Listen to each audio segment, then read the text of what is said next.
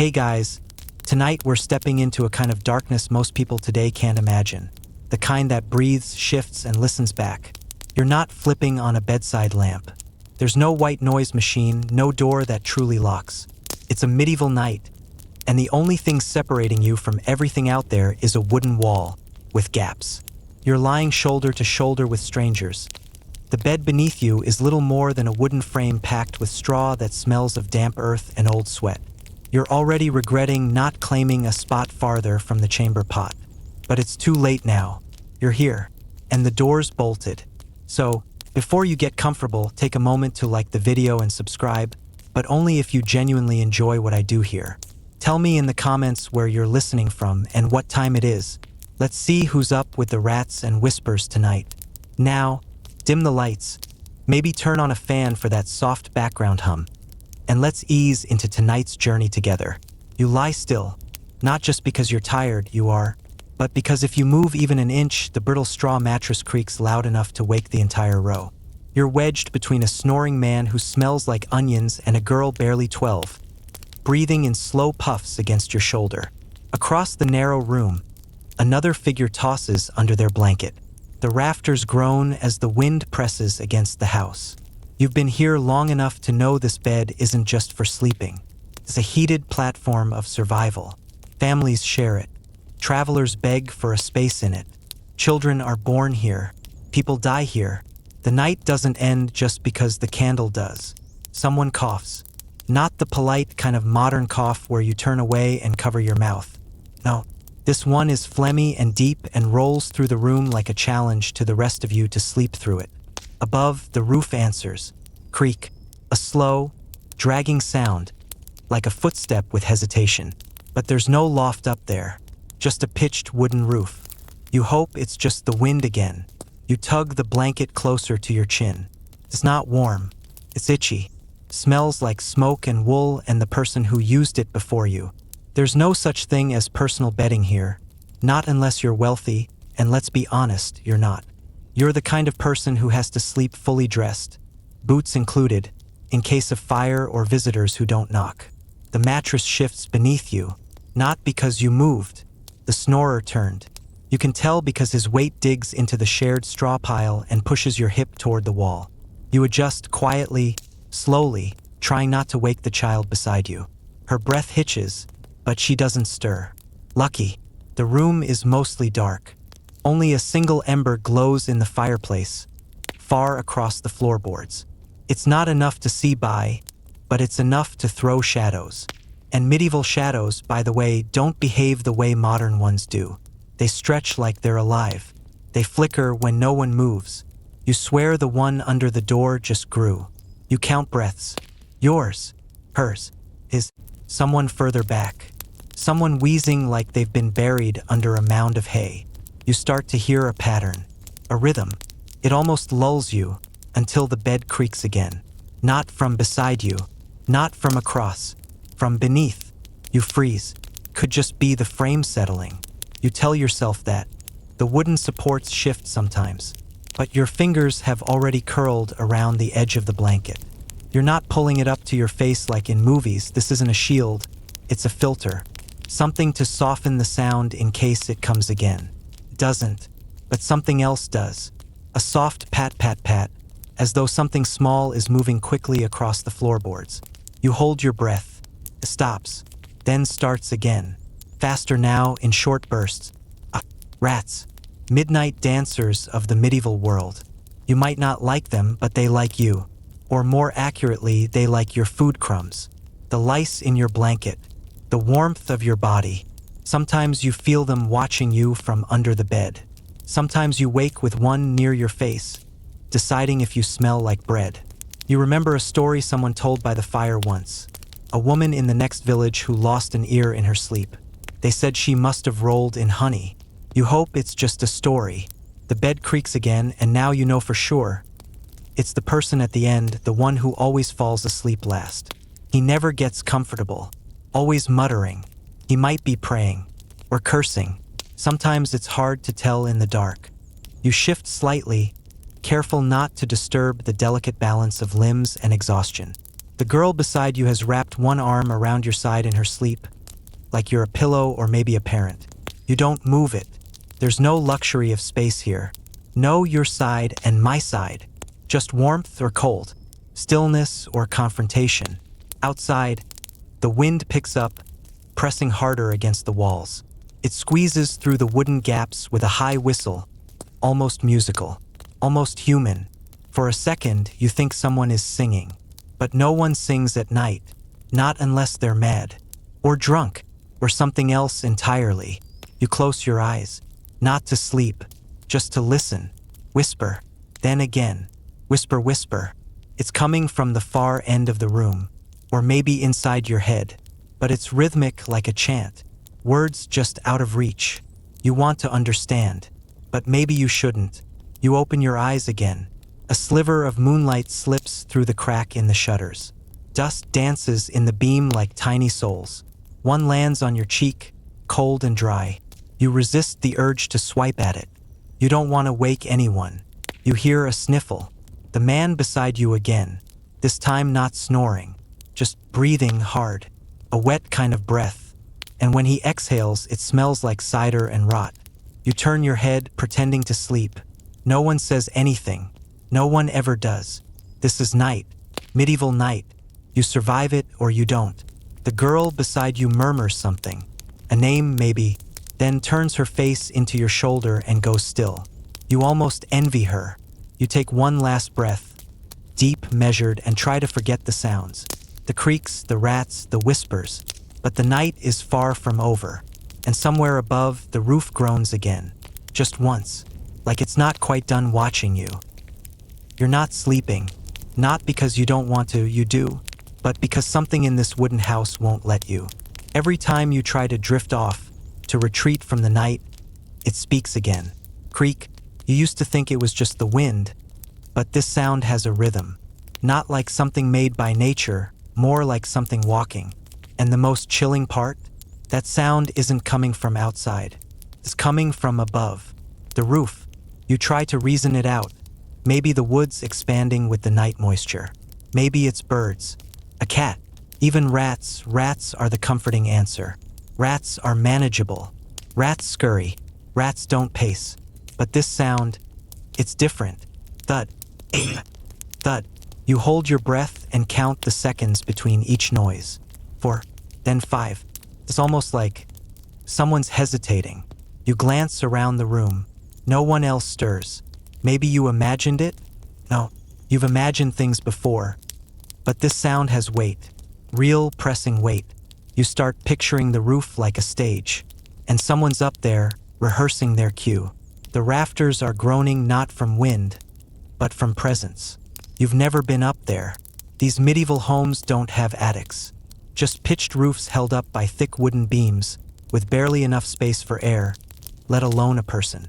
There's no room for someone to walk up there, unless it doesn't need room to walk.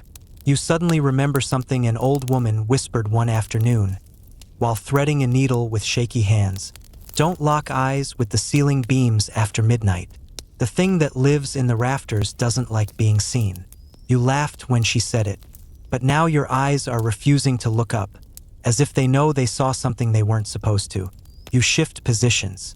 Not for comfort, that concept doesn't exist here, but to turn your back to the ceiling. Your skin is tingling. Your ears are straining. Your breath is careful and shallow. A single hair lands on your cheek. You flinch, thinking it was a finger. Funny, isn't it? In a room where everyone touches, out of necessity, warmth, desperation. It's the invisible touch that terrifies you. In the far corner sleeps old Godefroy. He's a limping ex-blacksmith who hasn't swung a hammer in years. He survives now by trading stories for bread and patched boots. Once he told you, "I heard singing from the roof one night. Couldn't tell if it was a woman or the wind. Next morning, my best hen was gone." You thought he was just spinning tales. Who believes in singing creatures that crawl on roofs? Tonight, you'd prefer a song. Because if it's not music, it's footsteps. And footsteps mean something's there. The wind howls again, squeezing itself through cracks in the wall. But this time, something's different. The house has stopped breathing. No snores, no shuffles, no rats, just that soft, deliberate thump, moving slow, like it's searching for a place to stop. You want to wake someone, but who and how? If you're wrong, they'll roll over and mumble about nightmares. But if you're right, then you'll be the only one awake when it arrives. Thud, this time directly above you. You freeze. It might be the beam shifting. Wood creaks. You know this, but your hands are already clutching the blanket. Not for warmth, for barrier. As if thin wool could filter sound or fear. Another noise. A sharp, dry crack like something brittle breaking just slightly. No one else seems to notice. But you do, because you're the only one still listening. You shut your eyes tight, and suddenly, behind your eyelids, everything becomes clearer. You see shadows moving between the roof beams, crawling like oversized bats with no wings. Their arms too long, their eyes too empty. They don't need light, they are the dark. You snap your eyes open. Gone. Nothing. Back to silence. But it's the kind of silence that hurts. Someone across the room shifts. A faint snore returns. The rats resume their tiny missions in the corners. But the sound you fear most now is the silence after, because that means it heard you hear it. And now, it's thinking. You don't know why the stillness feels heavier than the noise. You glance once more at the ceiling. Nothing there. Just beams. Just shadows. Just the fact that something may be watching you from the inside out. And in the Middle Ages, you don't need demons to lose sleep. You just need to doubt your own senses. You're not sure how long you've been awake. Time loses its shape in this kind of night.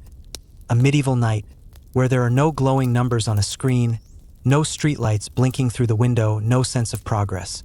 Only the creeping certainty that you are still here, still awake, and the dark is still listening. First, it's quiet again. Then it changes. It starts with the wind. Not the kind you're used to, not a breeze or a gust. This wind howls like something in pain. It scrapes along the walls, squeezes through every wooden crack with purpose. It doesn't rush. It presses. Like hands. Cold, invisible hands feeling their way across the structure, looking for a way inside. You've heard wind before, but not like this. This wind knows your name. The shutters rattle. A loud clack, clack, clack that makes someone across the room murmur in their sleep. But no one wakes. Maybe they've all learned not to. Maybe they've chosen not to. You stare at the ceiling again, still tense from what you heard above it earlier. But tonight, now, the fear shifts outward beyond the roof, towards something bigger. The wind moans, long, low, guttural, then dies off like a breath being sucked in. Then it screams, a high, unnatural wail, like a woman keening in the hills. You've never heard anything like it. Not human, but not animal either. Like a memory trying to claw its way out of the air. You cover your ears, not because it's loud, but because it's personal. The scream sounds like it's calling out for something it lost. And that something might be you. It loops, rises, falls, twists, then stops. Silence again. But that kind of silence, the sharp-edged one, where every crack and groan becomes a scream in disguise. You exhale slowly. You're sweating now, not from heat, but from the effort of not reacting. Then the sound shifts again. A soft tapping. No, scraping. First, it's faint, like twigs brushing a window. But this house has no glass. The window is a wooden hatch, locked with a single stick shoved through a metal loop. Nothing should be touching it, but something is. You hear it more clearly now. It isn't random. It's deliberate. Scratch, pause, scratch, pause. 3 times, as if someone or something is tracing the frame. You lie still, eyes open wide, but you don't dare move. You imagine the outside, the way the wind must look whipping through the trees, curling around buildings, looking for loose boards. Some people believe the wind carries voices, whispers from those long dead, farmers lost in snow, wives buried too soon, soldiers who never made it home. Their cries are pulled through the air, bent into the sound of branches and storm. You're not a believer, but you're not exactly a skeptic right now either. Someone coughs in the room, a dry, barking sound. The child beside you mumbles and curls into herself. You pull the blanket higher, not for warmth, for armor, for ritual, a habit of hiding from what you can't name. You wish you were home, not just in a different house, but in a different century. You wish you could flick on a light, hear the hum of a refrigerator, check your phone, Google strange wind sounds at night, and laugh at conspiracy threads. But no, you're here. You're a body in the dark. And this night doesn't care who you used to be. Suddenly, bang, the shutter slams hard. This time, everyone hears it. A grunt from the corner. Someone stirs. A voice mutters, groggy, half annoyed. It's just the wind, they say. But you saw it, just before the shutter hit the wall. A shadow, not quite a person, not quite a trick of the light, stood still, then vanished with the slam. No one else saw it. Or if they did, they're choosing silence. Choosing denial. A treasured medieval skill. You lie back, heart racing. You try to rationalize. Maybe it was the moonlight warping against the wood. Maybe your brain is doing that thing it does when you're sleep-deprived, building threats from shadows. But you know better now. This isn't just fear. This is recognition. You've heard this scream before. Not with your ears, but deep in your chest, in some ancestral pocket of instinct. You've dreamed it. Maybe you inherited it. Maybe someone screamed it into your bloodline, and tonight is the night it decided to surface. The wind quiets again, but the damage is done. You're no longer afraid of what's outside. You're afraid of what got in. You don't remember falling asleep, but you must have, because something woke you up. Not a sound this time, not the creaking roof, not the wind scream. It was a feeling, that prickling cold at the base of your spine. The one that says, you are not alone. You open your eyes, and for a moment you forget where you are. Then it floods back. The rough blanket against your chin, the moldy scent of straw, the warm weight of the child's arm still slung across your ribs, and the unmistakable presence of too many bodies in a room meant for too few. Except now, it feels like there's one more than before. You don't move right away. You just lie there, breathing as quietly as you can, listening. Everything is wrong. The snores are out of sync. The rustling sounds too soft, like something moving without weight. And there's a new noise, a wet one, faint, rhythmic slurping, like someone eating very slowly. You tilt your head ever so slightly, just enough to scan the room with your eyes. And there, by the fireplace, where the last ember should have gone cold hours ago, you see it. Something is crouching. It's hunched low, spine arched like a feral animal. Its head bobs gently over and over as it chews. You can't see what, and maybe you shouldn't. It's not unusual to share sleeping space with strangers. Travelers, beggars, distant cousins who show up unannounced. The medieval world isn't big on privacy. But this thing isn't sleeping, and it isn't human. Its hands, if you can call them that, are long and angular with too many knuckles. Its limbs move with that awful grace only predators have. Deliberate, patient, unhurried. It's feasting, and you realize with a dry jolt to your stomach. It didn't come in from the outside. It came up, from below. You want to scream, but you don't. Not out of courage, out of calculation. You're not sure who else is awake. If you scream, you won't just draw its attention. You'll shatter the fragile wall between ignorance and horror for everyone in this room. Because if they see it too, it becomes real. And real things can reach you. The thing moves again. It slinks across the floor, silently, but not soundlessly. You can hear the faint slick of its feet peeling off the planks. It doesn't walk. It drags. Passes a pair of sleeping men near the door. Pauses. You watch its head tilt. You can't see a face, not really, but you can feel it look at them, as if choosing. Then it moves on, toward you. You want to close your eyes. You don't, because prey that looks away gets eaten first. But in the corner of your vision, the child beside you stirs. She's waking up. No. You gently press your hand to her arm. Not hard, not shaking, just present. A warning. Don't move. She freezes. She doesn't understand, but children in this century are quick learners, especially about fear. The creature is at your feet now, still crawling, still dragging. You can't smell it, it has no scent.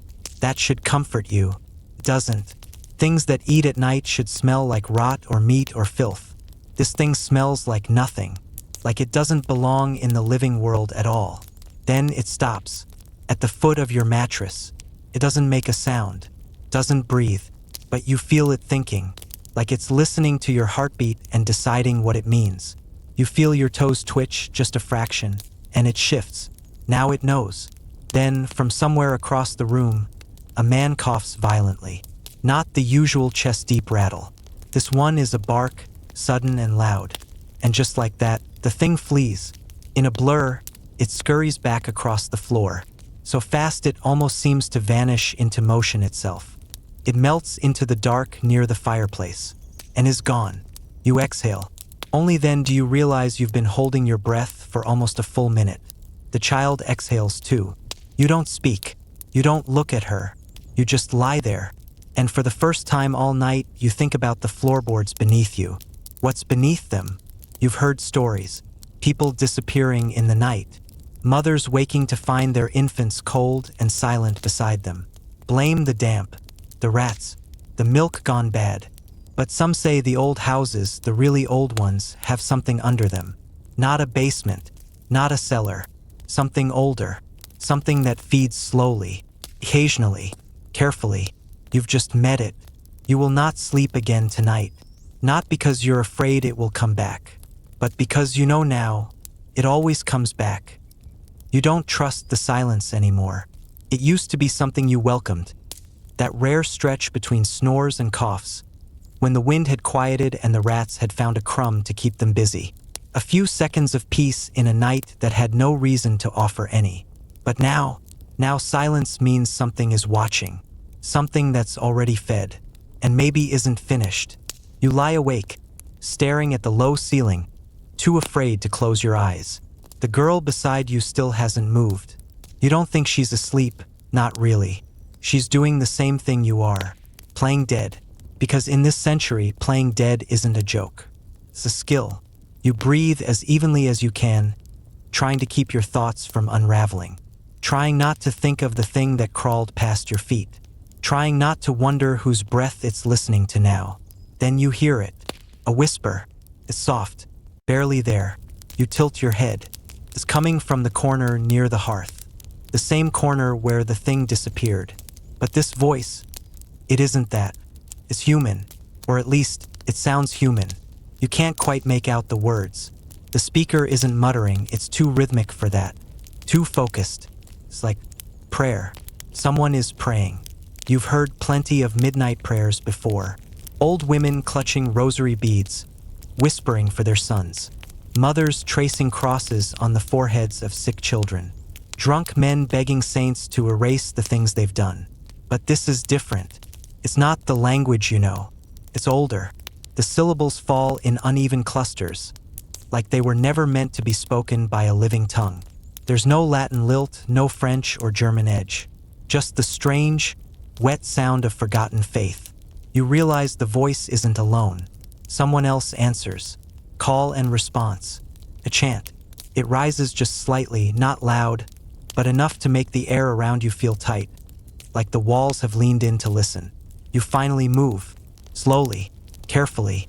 You lift your head just a few inches and peer toward the sound. There, in the near dark, you see two figures sitting upright on their mattress. Knees touching, heads bowed. Their hands are joined, and their mouths move in unison. You don't recognize either of them. They weren't here when you went to bed. You want to believe you're mistaken, that they were simply buried under blankets or curled too tightly to notice. But deep down, you know better. No one in this room sleeps sitting up. No one prays like that. Not unless they're asking for something terrible, or trying to keep something worse away. You feel your fingers dig into the rough wool of your blanket. The urge to say something, anything, presses into your throat. But what do you ask? Excuse me? Were you here earlier? Is that Latin? Or just a curse? Are you real? None of those sound useful. So you stay still and watch. Their chant continues for a full minute longer. Then silence. They don't lie down. They don't move. They just stop, like a music box that's wound down. Then, in perfect sync, their heads turn. And for the briefest second, they're looking right at you. You jerk your head down and close your eyes, heart pounding. You don't want to know what their faces look like, because something in your bones is whispering that they're wrong. Not monstrous, just wrong. Like faces trying too hard to be human. Like masks shaped by memory, not flesh. You count your breaths. Try to slow them. Try to forget the way they moved, the way they turned their heads together like birds cocking their necks toward prey. You wait. Eventually, you risk opening your eyes again. The corner is empty. There's no sign of the two figures. Not a creak. Not a breath. You sit up slightly, scanning the room. Nothing. The other sleepers shift now and then, lost in whatever dreams they've clawed together in this thick night. But no one seems disturbed. No one even noticed. You lie back again, mind racing. You've always known the night held secrets, but you didn't expect to be invited to hear them, because that's what it felt like, an invitation, not for help, not even for witness, for understanding. And the worst part? A tiny part of you wanted to listen. You're not religious, not really. You say the Lord's Prayer when things get bad. You kiss icons when you pass them. You've even whispered to a saint or two during a storm. But those were habits. Tonight you pray, not out loud, not with words, but with the way you press your hand against your chest, like you're afraid your heart might leap out and betray you, with the way you keep your eyes open even though they burn, with the way you promise, quietly, fiercely, to never look at the rafters again. Because you know now, the medieval night isn't just darkness. It's layered. There's what you can see, what you think you hear, and what has always been watching, waiting, and whispering names no one remembers how to spell. You should be asleep by now. Your body aches for it. Your limbs are heavy, your eyes sting, and your thoughts are starting to loosen, slipping away from coherence like threads unraveling in the dark. But sleep won't come, because this room is not quiet, and you're not alone. At first, it's a sensation like a shift in the air pressure. Your ears pop gently, as if the night itself has thickened. Then the warmth changes, the kind of warmth that should come from being packed in with 20 other people on a shared bed fades. You feel cold, not freezing, just separate, as if something invisible has slipped between you and the others, carving you off like a slice of bread. You close your eyes, hoping exhaustion will drag you down before fear gets a grip.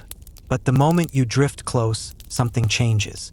You're not sure if it's a dream, but if it is, it's a borrowed one. You're standing, not in the room, not in your bed. You're outside, but not really. The ground is dirt, but too smooth. The sky is dark, but too still. There are no stars, no wind, no sound at all. Not even your own breath. The houses around you are outlines, suggestions of buildings. Their shapes shift at the edges, like they haven't decided what century they belong to. You look down. Your feet aren't touching the ground. Not quite. You're hovering, just a hair, as if the earth is unwilling to claim you. Then you see them. Figures. Dozens. Maybe hundreds. Lining the street. Not walking. Not even moving. Just standing. Their faces are turned toward you. Every single one. You don't recognize them, but somehow they recognize you. Not with hate. Not even with malice. With hunger. As if your presence in this space is a mistake they've waited centuries for. As if you belong to them. One of them lifts a hand. Slow, deliberate like a command. The others don't move, but their mouths begin to open. Not wide, just enough. Enough for a sound to slip out. You brace yourself for a scream, but what comes is worse. It's your name. You wake up gasping. Back in the room. The real one, if such a thing still exists. Sweat clings to your skin, and for a second, you're not sure if your body ever left that street. You want to cry, or scream, or run, but something inside tells you, don't make a sound. It's not done yet. You look to your side. The child is gone. The blanket is still warm where she lay, but she's not there. Panic shoots through your chest like a lightning strike. You sit up, eyes darting around the room. No one else is awake. Or worse, no one else is moving. You whisper her name, just once. Nothing. Then you see her. She's standing near the far wall, facing it. Her back is to you, one arm raised. The way her fingers twitch suggests she's drawing something. But there's nothing in her hand. She's scratching the wall. You swing your legs off the bed and move toward her. Slowly. Every step feels wrong, like the floor's trying to fold away under your feet. You whisper again. Her name. She doesn't respond. She keeps scratching. You get closer. Then you hear it. Not her voice. Many whispers, barely audible, like wind sliding under a locked door. You realize the sound isn't coming from her. It's coming through her. You reach out and gently touch her shoulder. She stops. Her arm drops, but she doesn't turn around. Instead, in a voice that isn't hers, too low, too old, she says, "Don't wake the others. We're not finished talking to you." You yank your hand back like it's touched fire. For a moment, you consider waking everyone, shaking the room into chaos. But something holds you back. Not fear, something worse. Recognition. Because deep inside, you remember this voice. Not from tonight, from childhood. From a dream that stayed with you far too long. One that left you waking with tears and dirt under your nails. A dream your parents said you must have picked up from church tales. But you never told them about the symbols in that dream. The ones that match the scratches now glowing faintly on the wall. The girl turns. Her eyes are closed, but her mouth moves, silently. Then she collapses. You catch her just before she hits the ground. She's warm, breathing, asleep maybe. You carry her back to the bed. She doesn't stir again. You lie down beside her, heart pounding. The symbols on the wall fade. And as you stare up at the ceiling, again you feel something shift beneath the bed. A soft exhale, then stillness. You don't sleep, not because you're afraid, but because something inside you is listening now too. You should be asleep by now. Your body aches for it. Your limbs are heavy, your eyes sting, and your thoughts are starting to loosen, slipping away from coherence like threads unraveling in the dark. But sleep won't come. Because this room is not quiet, and you're not alone. At first, it's a sensation like a shift in the air pressure. Your ears pop gently, as if the night itself has thickened. Then the warmth changes. The kind of warmth that should come from being packed in with 20 other people on a shared bed fades. You feel cold. Not freezing, just separate. As if something invisible has slipped between you and the others, carving you off like a slice of bread. You close your eyes, hoping exhaustion will drag you down before fear gets a grip. But the moment you drift close, something changes. You're not sure if it's a dream, but if it is, it's a borrowed one. You're standing, not in the room, not in your bed. You're outside, but not really. The ground is dirt, but too smooth. The sky is dark, but too still. There are no stars, no wind, no sound at all. Not even your own breath. The houses around you are outlines, suggestions of buildings. Their shapes shift at the edges, like they haven't decided what century they belong to. You look down. Your feet aren't touching the ground. Not quite. You're hovering, just a hair, as if the earth is unwilling to claim you. Then you see them. Figures. Dozens. Maybe hundreds. Lining the street. Not walking. Not even moving. Just standing. Their faces are turned toward you. Every single one. You don't recognize them, but somehow they recognize you. Not with hate. Not even with malice. With hunger. As if your presence in this space is a mistake they've waited centuries for. As if you belong to them. One of them lifts a hand. Slow, deliberate like a command. The others don't move. But their mouths begin to open. Not wide. Just enough. Enough for a sound to slip out. You brace yourself for a scream, but what comes is worse. It's your name. You wake up gasping, back in the room. The real one, if such a thing still exists. Sweat clings to your skin, and for a second, you're not sure if your body ever left that street. You want to cry, or scream, or run, but something inside tells you, don't make a sound. It's not done yet. You look to your side. The child is gone. The blanket is still warm where she lay, but she's not there. Panic shoots through your chest like a lightning strike. You sit up, eyes darting around the room. No one else is awake. Or worse, no one else is moving. You whisper her name, just once. Nothing. Then you see her. She's standing near the far wall, facing it. Her back is to you, one arm raised. The way her fingers twitch suggests she's drawing something. But there's nothing in her hand. She's scratching the wall. You swing your legs off the bed and move toward her. Slowly. Every step feels wrong, like the floor's trying to fold away under your feet. You whisper again. Her name. She doesn't respond. She keeps scratching. You get closer. Then you hear it. Not her voice. Many whispers, barely audible, like wind sliding under a locked door. You realize the sound isn't coming from her. It's coming through her. You reach out and gently touch her shoulder. She stops. Her arm drops, but she doesn't turn around. Instead, in a voice that isn't hers, too low, too old, she says, "Don't wake the others. We're not finished talking to you." You yank your hand back like it's touched fire. For a moment, you consider waking everyone, shaking the room into chaos. But something holds you back. Not fear. Something worse. Recognition. Because deep inside, you remember this voice. Not from tonight. From childhood. From a dream that stayed with you far too long. One that left you waking with tears and dirt under your nails. A dream your parents said you must have picked up from church tales. But you never told them about the symbols in that dream. The ones that match the scratches now glowing faintly on the wall. The girl turns. Her eyes are closed, but her mouth moves, silently. Then she collapses. You catch her just before she hits the ground. She's warm, breathing, asleep maybe. You carry her back to the bed. She doesn't stir again. You lie down beside her, heart pounding. The symbols on the wall fade, and as you stare up at the ceiling, again you feel something shift beneath the bed. A soft exhale, then stillness.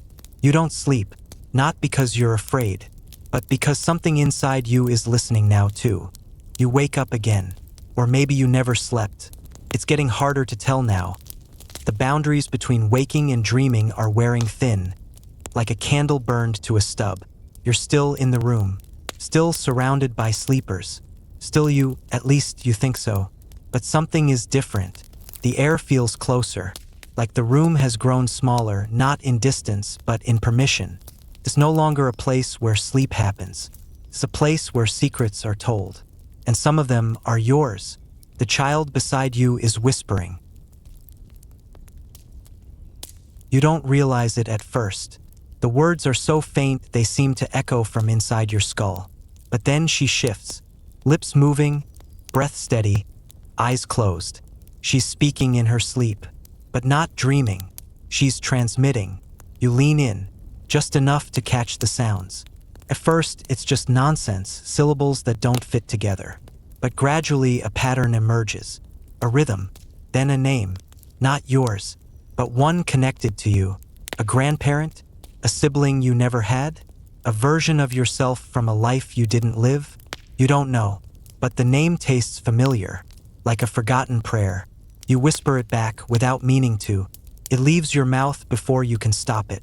And as soon as you do, the walls respond, not audibly, not visibly, but in pressure. The air tightens. Your ears pop. The wood of the floor emits a soft groan. Not like it's shifting, but like it's listening. Something has heard you.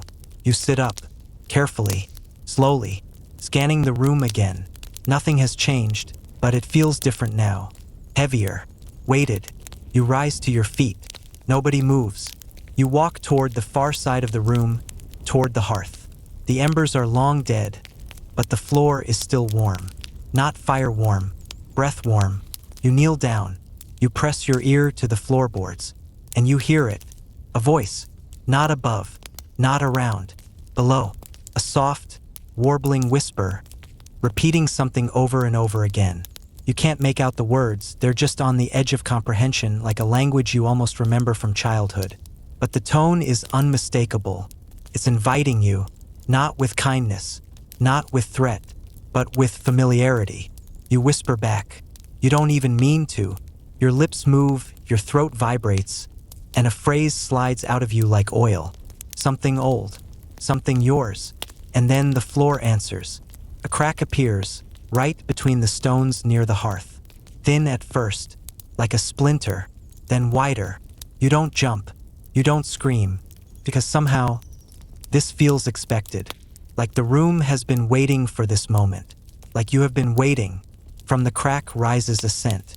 Not rot, not sulfur, not blood. Something stranger. The smell of pages. Ancient, damp, unread. Books that no longer exist. Words no one remembers how to spell. Knowledge erased but not gone. You inhale, and suddenly you remember a lullaby. Not one you've ever heard. One that remembers you. The crack stops growing. It's wide enough now to reveal something beneath. Not a tunnel, not stairs, just depth. Black, endless, soft. The kind of black that doesn't look back. The kind that absorbs you without touching you. You know, instinctively, that if you lean too close, it will speak your true name. And once you hear it, you won't be able to sleep like other people do. Ever again. You back away. Barely. Because some small, disobedient part of you wants to know what's down there. What the sleepers have forgotten. What the night has been trying to say since the first dreamer whispered it into the firelight 1,000 years ago. But something holds you back. Not fear. Not reason. Just mercy. You return to your mattress. The child hasn't stirred. The others still breathe in their crooked rhythms. You lie down. You close your eyes. And for the first time since this night began, the dark presses softly against your skin. Not to smother, but to carry, like arms, or memory, or a dream that belongs to everyone. They called it the watching hour, that slice of time between the first and second sleep.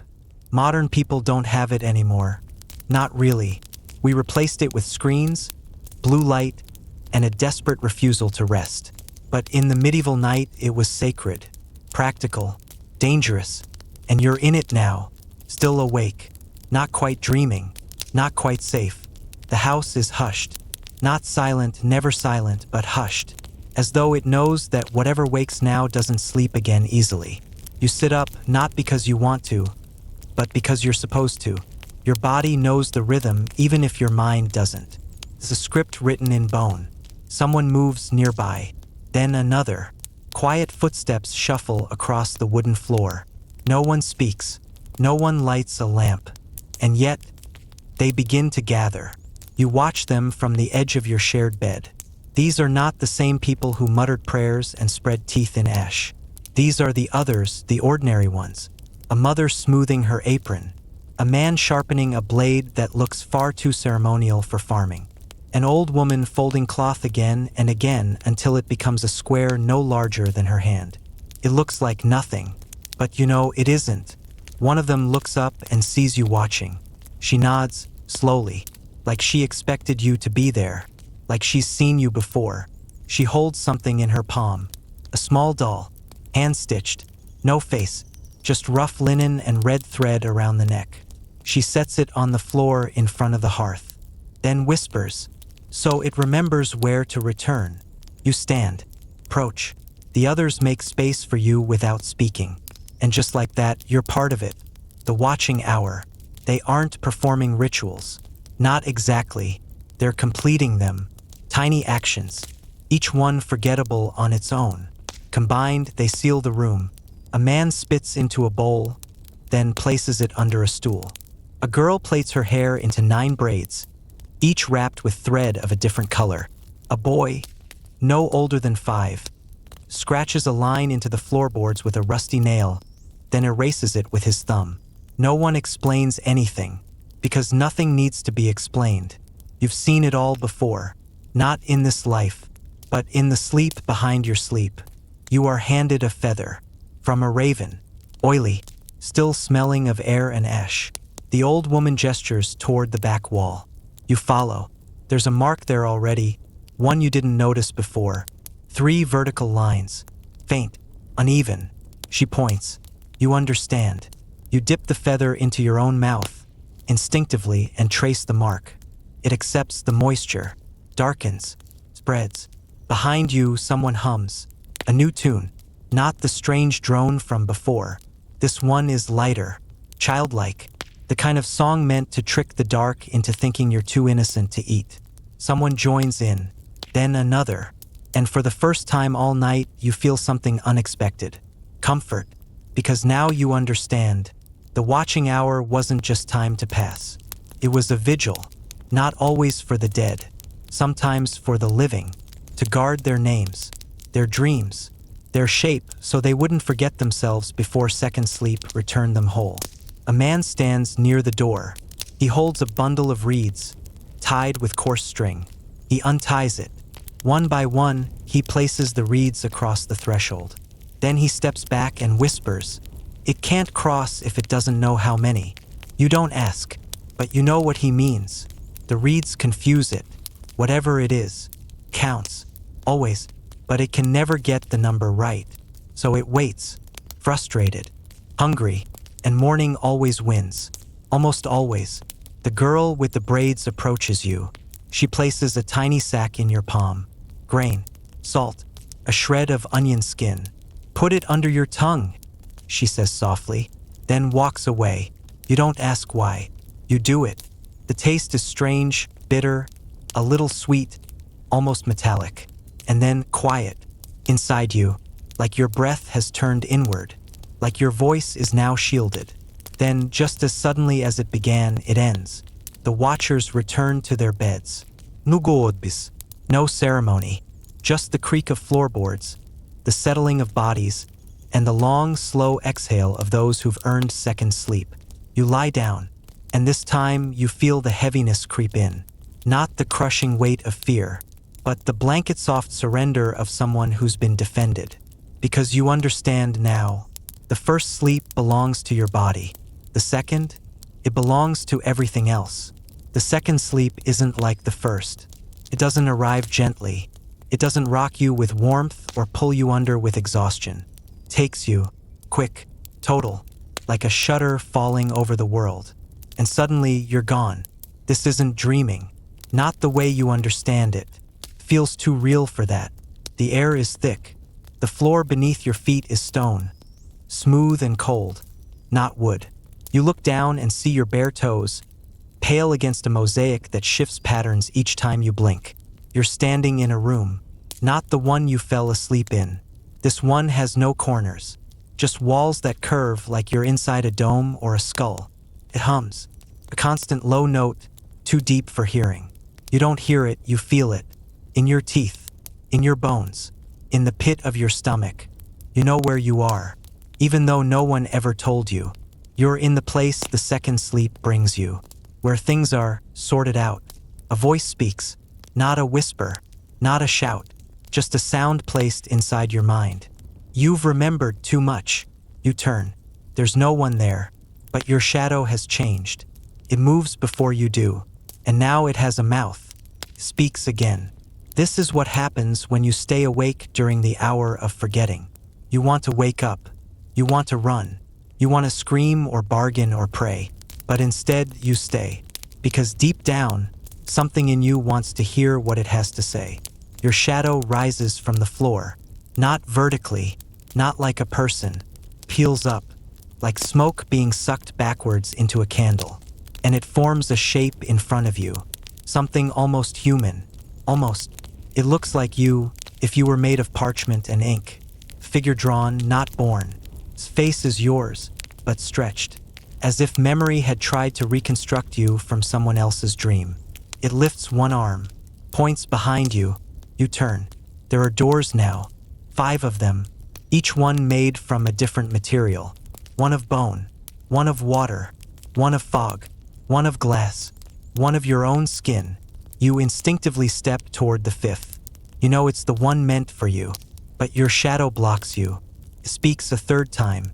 Not yet. First, you must look. It gestures again. The dome darkens, and suddenly the walls become windows, each one showing a memory, but they're not all yours. Some belong to others. A monk kneeling beside a dying boy, whispering secrets into his ear. A woman pressing her palm into a freshly dug grave, eyes wide with disbelief. A child stealing a candle from the altar, only to find a hand already waiting in the flame. You see these things and know them, not because you lived them, because you inherited them. This is what second sleep gives. Not rest, not peace, memory that doesn't belong to you. You step closer. The windows ripple. You see yourself now, not as you are, as you were, crying in a church pew after your mother vanished into smoke, laughing in the snow while someone you can't name pulled you by the wrist, screaming once in a place with no walls, only mirrors. You turn to the shadow. Why are you showing me this? It replies, because when you wake, you'll think it was just a dream, but your blood will remember. Then the windows vanish. The doors remain. Now you must choose. Each door leads to a different version of your waking life. If you pick wrong, you'll return remembering nothing. If you pick right, you'll wake up changed. But you already know the truth. All the doors are wrong, and the only way back is to close your eyes and fall asleep inside the dream. You close your eyes. You speak a name you don't know, the name of the thing beneath the house, not to summon it, to acknowledge it. You tell it, I saw you, I remember, and then silence, total. The hum stops, the floor dissolves, and your breath returns. You wake up, for real. The room is gray with pre-dawn light. A rooster cries out somewhere far off. People stir, blankets rustle, and someone laughs just once, like a bad dream has broken. The child is already up. She looks at you and mouths the word, remember. You do, not everything, but enough. Enough to know that second sleep isn't rest. It's a message, and now that you've heard it, you won't be able to forget again. Morning doesn't come all at once.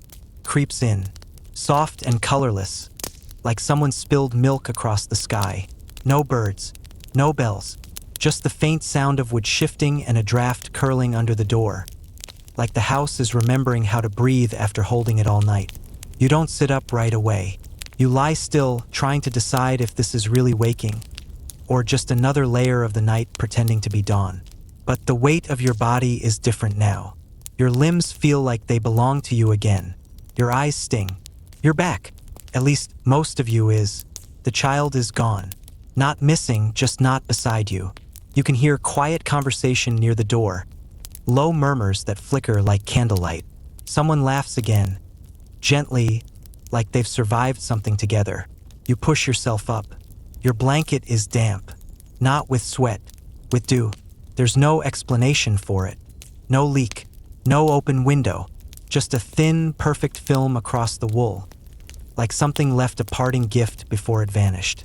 You brush it off and stand. Your knees creak. Your neck aches. The same body, but heavier now. Because you remember. The others do too. Not all in the same way. Some move slower. Some look lighter. But all of them wear the same expression. Something happened. We won't talk about it. But we'll carry it. You step into the open space between beds. No ash. No circle. No signs of the watchers or the shadows. And yet, something remains. A feeling behind your ribs. Not dread. Not fear. Permission. You notice a small mark on the wall, just beside the hearth. It looks like a scratch at first, but as the light brightens, you see more. A series of tiny, uneven dots, grouped in threes, some overlapping. You blink. They weren't there last night. You step closer, touch them. They're warm, as if someone just carved them with a hot needle. You ask no one in particular, "What is this?" A voice answers. It's the old woman. She's tying up her bundle of cloth again. It's how we remember what we forget. You sit near her, not because you want to, but because you feel drawn. She doesn't look at you, just says, "You saw it, didn't you?" You nod.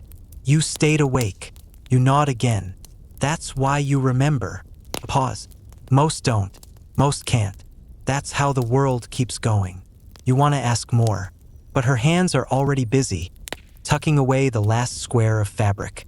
She stands, pats your shoulder once, then moves on, like she's done this 100 times. Maybe more. Outside, the sun is rising. You don't see it, not directly, but you feel it, the way the light spills through the gaps in the wood, the way shadows stretch and settle. And with it comes a sound you haven't heard in hours. Relief, a sigh from someone beside you, the scrape of a bench, the start of the day. You step outside with the others. The yard is damp. The air smells of hay and damp stone. No one mentions the night, not the teeth, not the chance, not the door that opened beneath your dream. Instead, they speak of chores, of bread, of weather, because that's the only way forward, to let the day be the day. But even as you walk among them, part of you lingers, still listening, still hearing that low hum just under the world, still feeling watched, not by something cruel, but by something curious, like it's waiting to see what you'll do now that you know. As you return to your work, whatever that is in this life, you feel the mark under your tongue, the memory of salt and onion skin. You taste it again, faint, like a reminder that you made it through. And now, the question is whether you'll ever sleep the same way again. They say daylight dispels darkness, that the sun, once risen, cleanses everything it touches. But the truth is, in the medieval world, the day never fully won. It only paused the night, just enough to haul water, mend roofs, bury a few secrets, and pretend nothing followed you out of your dreams. You know this now, because even as the sun rises, you feel it in your shadow, that soft tug behind your ribs, like a question that refuses to be forgotten. You step into the courtyard. It's muddy as expected. The chickens are already scratching, indifferent to the idea of evil or memory. A cow lowing in the barn reminds you that the world still expects things from you. But something's different today. You hear people talking, not whispering like last night, loudly, openly. The topic? Dreams. Normally, this wouldn't happen. In the Middle Ages, dreams weren't dinner conversation, they were omens, messages, traps. Something to confess about in church, not swap stories over chores. But today, everyone's talking. A young man claims he dreamt of a spinning wheel that sang his name. A woman insists she saw her dead father, only he was younger, and missing his hands. Someone else mutters about a goat made of fire. You don't join in, but your ears sharpen at every detail, because you know the truth. These aren't dreams. They're echoes, remnants, proof that the second sleep spilled over. And the day is not as clean as it pretends to be. You help fetch water. The well feels deeper than yesterday. The rope squeaks in a tone that sounds wrong. Too slow, too deliberate. You glance down. The water is clear. But your reflection? Not quite right. Not male. Not female. Just off. A moment later, it's normal again. You say nothing. But the child sees you hesitate. And she nods once like she understands. You pass the church. The door is open, but no one's inside. Not the priest. Not the choir boy. Not even the rat that usually darts across the front pew. You step in, curious. The air is thick with wax and mildew. On the altar, a book, closed, but a windless breeze flips it open as you approach. The page is blank. Then writing appears, slowly, like ink soaking up through the paper instead of being written down. 3 words. You stayed awake. You slam it shut. When you look up, the priest is standing behind you. Expression calm, unblinking. He doesn't ask what you saw. He only says, "We've all done it once. You'll sleep better tomorrow." You're not sure if it's a promise or a warning. Back outside, the sun is high, but the shadows are wrong. They stretch too far. They curve at strange angles. One wraps around a pile of firewood like a hand gripping a wrist. You blink and it's gone, but you feel them watching. Not malicious, just patient. As if the night never really ended, it just changed clothes. At lunch, you sit with the others. They eat in silence. Bread, cheese, weak ale. No one laughs. Even the children play more quietly, as though something might be listening or recovering. In the late afternoon, you help carry bundles of hay from the barn. The sun burns the back of your neck, and for a brief moment you feel normal again. But then you hear it. A tune, faint, in the air. A lullaby from the second sleep. The one you never learned but somehow know by heart. You hum it without thinking. and one by one others join in, eyes unfocused, mouths soft, as if they're all being reminded at the same time. That night is coming back. You stop, shake your head, drop the hay. The song fades. No one mentions it, but they all look at each other the same way. It's starting again, isn't it? You retreat to your corner as the sun begins to fall. The golden light on the floor seems thinner. The corners of the room stretch again, and you feel it just below your ribs, the slow, hungry tide of something ancient, climbing back into the shape of sleep. Not to hurt you, just to finish what it started. The sun dies fast in the countryside. No ceremony, no final blaze of glory, just a quiet flicker, like someone blew out a candle in the sky and left everything unfinished. By the time you re-enter the sleeping room, the world outside has already gone to ink. You know the pattern now. You know what comes next. But this time, you're not alone in remembering. There's a tension in the air. Not fear, not exactly. Anticipation. The kind that hums behind your teeth, like a storm gathering outside a window you're pretending doesn't exist. No one says it aloud, but every movement tonight is measured. The way someone folds a blanket and places it beside the hearth. The way the door is bolted, not with the usual wooden latch, but with rope soaked in oil. The way the fire is built too high, as if daring the dark to come anyway. You help where you can, because doing nothing feels dangerous. Even more dangerous than whatever waits beneath the floor. When the room is ready, people begin to lie down. No words, no prayers, just the rustle of straw, the creak of boards, and the long, collective sigh of bodies bracing themselves. You take your place, the child beside you again, already still, already watching. She doesn't speak, but her hand brushes yours once, and in that single touch is recognition. You've passed the first threshold. Now comes the second. Sleep doesn't come easily. Your body remembers everything too well. The ash, the shadow, the spinning wheel of teeth, the door that looked like your skin. You close your eyes anyway, and soon, the room begins to breathe again. Soft, rhythmic, uneven. You fall into that strange, shallow first sleep. And then, you wake. Second sleep arrives sharper this time. There's no gentleness. Just a hard pull, like your soul has been yanked out of your chest and dropped into another place entirely. You're not in the room anymore. You're under it. The floor above you creaks. Someone is moving. Someone who looks like you. You try to cry out, but you have no mouth here. You are shape and thought, a tangle of memories and hunger and fear and unspoken questions. You drift, and around you others drift too. Shapes, echoes. People who never woke up right. They see you. They begin to circle. And in their voices, hundreds of them, layered over one another like wet cloth, you hear the question, what did you leave behind? You try to answer, but all you have are images. A bundle of reeds at the door. A mark drawn with your breath. A name you don't remember speaking. The voices fall silent. Then one speaks directly into you. You left the gate open. And just like that, you're standing again. This time in a field. Empty, flat, gray. But there's a fence. Wooden, splintered. And in the center, a single gate. Slightly ajar. You approach. You don't want to, but your feet move on their own. Behind the gate is nothing. No house. No road. Just dark. Not evil. Just ancient. Older than stories. Older than time. The kind of dark that never needed light to understand itself. You know, somehow that this is where dreams end, where everything remembered is recycled. You could step through, you could become part of it, but something stops you. A sound, a whisper, your own voice, from above, calling your name. You look up, there's a crack in the sky, a thin thread of light.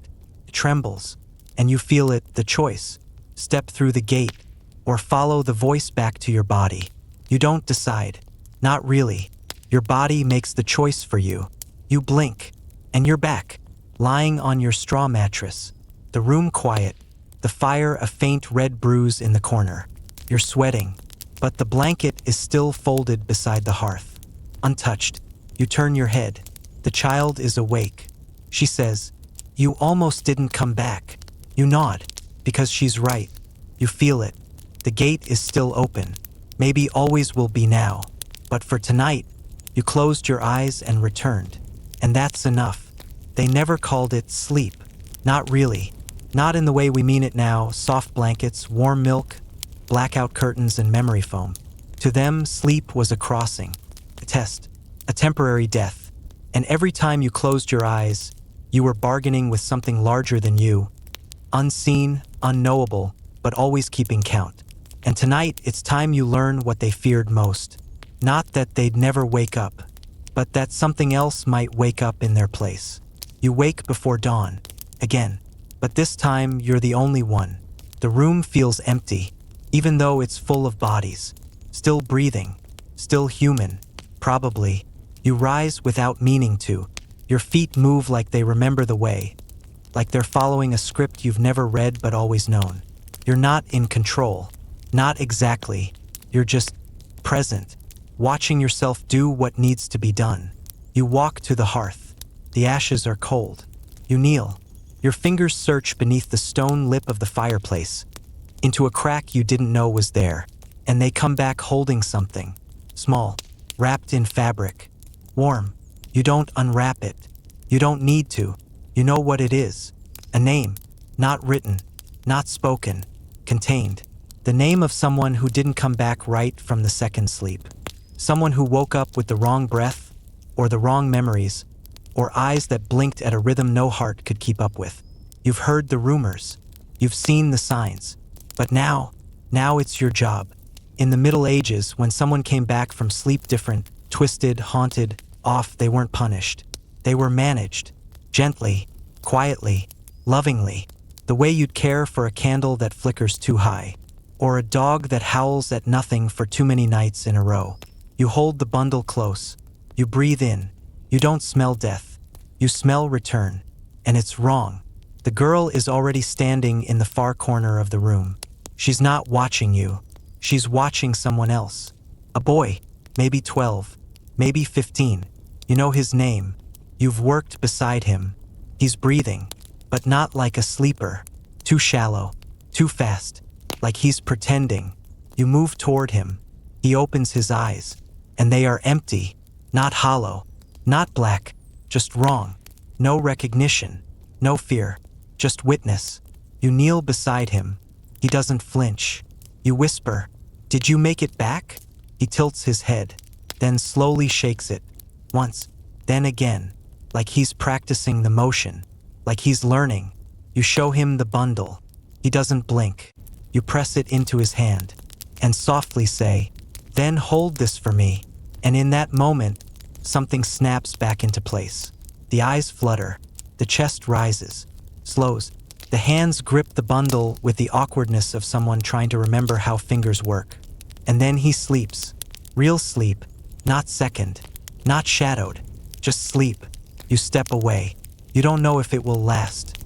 But for now, you gave him a name, and that's the anchor. In the medieval world, names were never just labels. They were locks. They kept souls from slipping through cracks. They kept shadows from entering through dreams. They told the dark, "This one is taken. This one belongs here." And now you know how to use them, not as spells, not as weapons, but as declarations. You stand. The child is still watching. She whispers, "You did it right." You reply, "How do you know?" She shrugs, "Because you're still you." Outside, the first light of morning brushes the window. But you know better now. Morning is not safety. Morning is permission. To rest, to stop watching, to forget, if only for a little while, what you saw while the world pretended to sleep. But you don't lie down yet. You wait until the last person stirs, until breath returns to every chest, until the room hums with the low, sleepy murmur of people who will never speak of the night aloud. And only then do you sit and exhale, because you know now, sleep is not the opposite of waking. It's the border between you and everything else. And tonight, you stayed on the right side of it. They didn't teach it in church. You wouldn't find it in any book, Not even the dusty missals read by candlelight in crumbling chancels. No monk dared copy it. No priest would confess to knowing it. But everyone knew it. At least, everyone who wanted to sleep without being followed. It had no name, no melody, no fixed form. They just called it the saying. And it went like this. You whispered it under your breath, just once, as the fire died low. Not to God, not to saints, but to everything else. Everything that might be waiting. You first hear it from the old woman. She's sitting outside the house in the last hour of daylight, mending a broken strap on her shoe with a sliver of bone. You sit near her without saying anything. She doesn't look up, just mutters. You've seen too much to sleep like a fool now. You nod. She continues, most people ask for protection, but that only calls more attention. What you want, what we all want, is to be ignored. You don't answer. She sets her shoe down and begins to recite. The words are barely sounds, half-hummed, half-spoken. They slide into your ear like water, like steam, like something that's always been there but just learned how to speak. They go like this. Not a name, not a face, not a mouth nor a place. I'm shadowless, I'm scentless, I walk with no trace. Pass me by, slip around, find no home in me, no ground. This sleep is small, this dream is thin, nothing here you'd want within. Then silence. She looks at you, her eyes sharper than before. Now you try. It doesn't come out right at first. Your tongue feels too large, like the words are fighting their way back inside. But by the second line, something changes. Your voice drops, your mouth remembers, and when you finish, the air feels lighter. Not cleaner, just emptier, like something had been circling you and just lost interest. The woman nods. Good. Now sleep won't notice you. That night, you lie down earlier than usual. Your limbs feel heavy, but your mind is still listening. You whisper the saying again, just once, just before your eyes close, and for the first time in what feels like days, nothing comes. No shadow, no hum, no gate, not even the watchers in the hour between sleeps. Just silence, total, blank, restful silence. And when you wake, the world is just the world again. Chickens, footsteps, soot, bread, no bleeding dreams, no creeping memories, just the raw, simple feeling of being awake. You realize something. They didn't create the saying to protect them from what was in the night. They created it to preserve what was still human in them, to limit the trade sleep demanded. Not their body, not their soul, just their shape, their edges, the things that proved they were real, and not just something that woke up wearing their face. You begin to whisper it every night, and each time it becomes easier. The rhythm takes root in you. Your breath finds the right cadence. Your mind learns how to quiet itself before sleep arrives. And the night, once thick and crawling, becomes manageable again. Not safe, but understood. Others begin to ask you for it. A man who woke with scratches that weren't there the night before. A girl whose dreams smell of salt and iron. Even the priest, one night in the yard just after the last bell, with his collar off and hands shaking. You teach them, and in return they leave you small gifts. A candle stub, a pinch of rosemary, a strip of cloth embroidered with a circle inside a square. You don't ask what they mean. You know enough, because in this world, survival isn't about strength. It's about etiquette, about knowing which things to greet and which things to let pass without looking.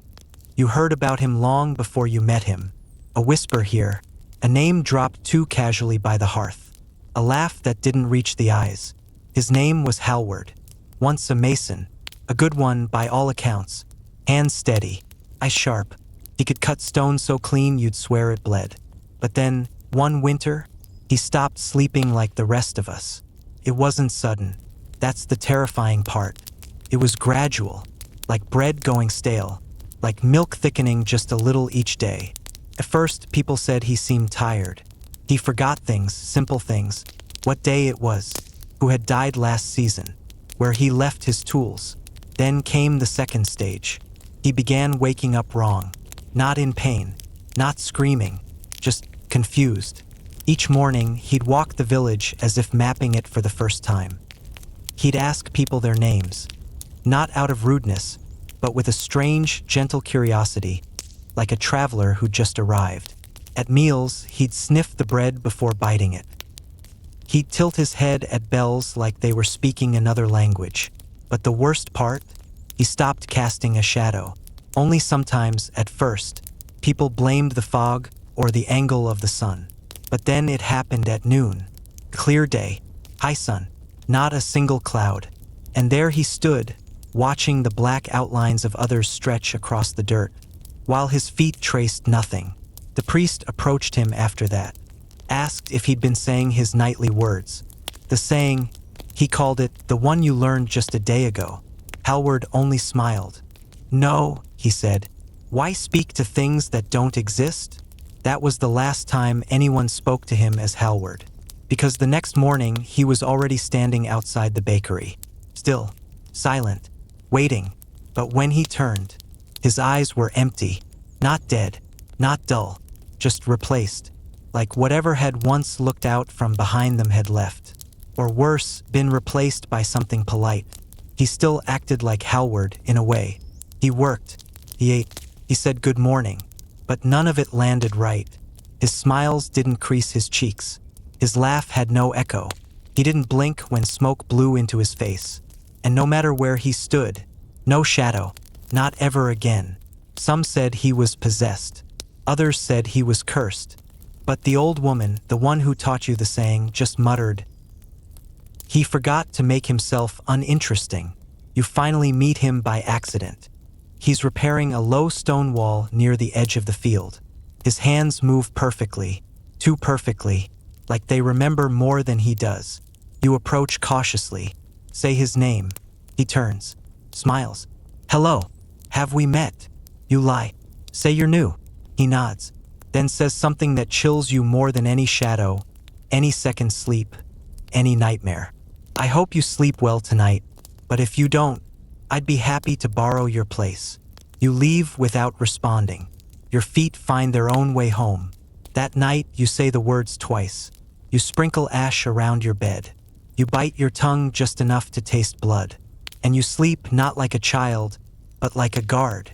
Because you know now, not everyone wakes up as themselves. And not everyone who smiles at you belongs behind their own eyes. The next day, Hallward is gone. No one says a word. His tools are still there. The stones are still stacked. But no footsteps lead away from where he stood. Only one thing remains, scratched into the wall in rough, perfect lines. No shadows in the dark. You don't touch it. You don't breathe too close. You just turn and walk away. Because some stories are warnings, not lessons. And Hallward? He's still out there, somewhere, wearing a face like yours, smiling too politely, and waiting for someone else to forget the saying. 3 nights. That was the rule. Not 1, not 2. 3 full nights between the last breath and the burial. Not for mourning, not for ceremony, for watching. Because medieval villagers believed something dangerous could happen in that space between life and death, especially when sleep and death started to look too similar. They called it the waiting watch, and no one wanted the job. It's your turn tonight. The baker's son, 12 years old, freckles like spilled salt, gone in his sleep without a mark, is lying on a wooden board in the church. No coffin, just cloth. 3 candles burning low at his head, 3 more at his feet. You volunteered, not out of kindness, out of fear, because you've started to notice something. The people who avoid the watch, they dream less, but they wake up strange. Like Hallward, like the blacksmith's wife who stopped speaking, like the dog who whimpers in its sleep but never eats during the day. So you said yes, and now you're alone with a boy who might not be fully gone. The room is cold, stone walls, a draft through the east window, and that smell, not of rot, not yet, but of emptiness. You sit on the bench beside him. You're not supposed to sleep. You're not supposed to look away, because the old stories say this.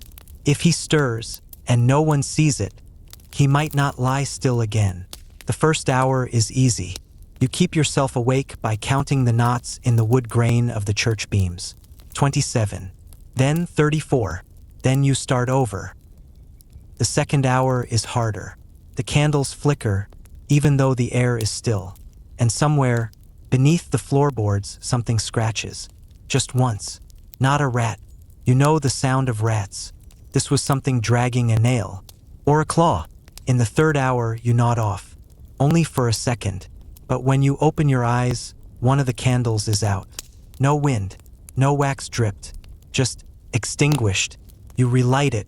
But now the cloth covering the boy's chest looks different. Wrinkled. Pulled slightly upward. You lean closer and see it. A breath. Small. Shallow. Real. Your heart thunders. You've heard the tales. How some don't die, not all the way. How sleep reaches so deep, it mimics death to the point of confusion. And if they're buried too soon, they wake below, scratching, screaming, fighting the dirt until their mouths fill with soil. That's why they watch. That's why you are here. But this feels different, because as you watch the boy, his eyelids twitch, his fingers curl slightly, and the worst part, he smiles. Not a peaceful smile, not a return from the edge kind of smile, a knowing smile, like he was already awake and just pretending. You speak his name. He doesn't respond, but the smile holds, and then you see it, his shadow. It moves. Before he does, you stand, back away slowly, recite the saying under your breath. Not a name, not a face, but the room doesn't lighten. The air grows thick, wet, crowded, and then the boy speaks, not in his voice, not in any voice you've heard before, but in a sound meant to be words scraping up from under the world. 3 nights is not enough. You run. You don't light the candle again. You don't speak to the priest. You just leave the church and sit by the well, shaking, until the sky goes pale. At dawn, you return. The boy is still there, still smiling, but now, the smile looks empty, like it was always just a twitch of muscle, a trick of candlelight, a thing you imagined. They bury him that afternoon. 3 nights complete. No one asks what you saw. You don't volunteer it. But that night, you whisper the saying 4 times. You sleep facing the wall. And when the wind knocks something over outside, you do not get up, because you understand now. Sleep is death rehearsing, and death watches back. You notice it by accident. A small mirror, hung high on the wall of the room where you sleep. Not polished, not decorative, just a crude, tarnished oval set in a wooden frame. You've seen it every night or thought you had. But tonight, something's different. Someone's covered it. A thick strip of black cloth pinned neatly over the surface. Tight, purposeful. You ask the woman who keeps the house about it. She doesn't look up from stirring her broth. It's sleeping season, she says. No point leaving the gate open. You think she's joking, until you see her eyes, and realize she hasn't blinked in 30 seconds. In the medieval world, mirrors weren't about vanity. They were about thresholds, windows to things beneath or beyond. It wasn't superstition. It was experience. Too many people looked into glass just before sleep and woke up with company. Not visible, not loud, just present. An extra echo in the footstep. A face in a dream that remembers your name. A shape in your reflection that doesn't quite wait for you to move first. That night, as the fire dies down, you study the mirror. Even covered, it seems to breathe. You know that's not possible, but it tugs at you all the same. You lie down, facing away from it. Just as you start to drift, you hear the pin fall, clink, roll, silence. You sit up. The cloth is still there, but it's drooping, like something pressed against it from the inside. You don't approach. Instead, you whisper the saying, "Pass me by," slip around. But this time, it's not enough, because you feel it. A second presence in the room. Not a person, a reflection, something waiting to see if you'll look. The rules were clear in old villages. Never sleep near uncovered glass. Never face a mirror after dark. And if you must, never look yourself in the eyes. Because if you did, you might not see you. You might see the thing that learned your posture, your blink, your cough, but never quite your fear. And if it sees that, it might ask to trade places, just for a little while.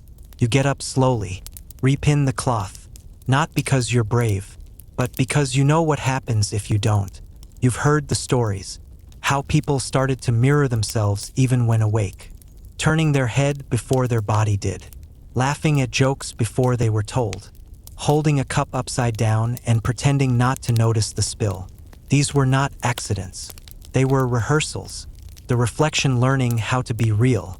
You sleep on the floor that night, away from every surface that could shine. Even the basin of water is dumped out, the bottom smeared with ash. You don't sleep well, but when you wake, you are only you. You check the mirror, still covered, still quiet, but the pin? It's not the one you used. It's newer, brass instead of iron, as if someone came in the night and did the job for you. You leave the room that morning, refuse to return for 2 days. When you finally do, the mirror is gone. No one mentions it. Not the woman, not the others, not even the child who now watches you as carefully as you once watched her. You learn this quietly. In a world without electricity, mirrors at night don't reflect light. They reflect intention, desire, regret, doubt. They are doors, not portraits. And sometimes, what's behind the glass is lonely. It starts with footsteps. Light, bare, wrong. You're lying awake. Not by choice, just one of those nights when sleep hovers just out of reach. When you hear them outside the door. Not hurried, not lost, just deliberate. You sit up. Everyone else is asleep. You can hear their breathing.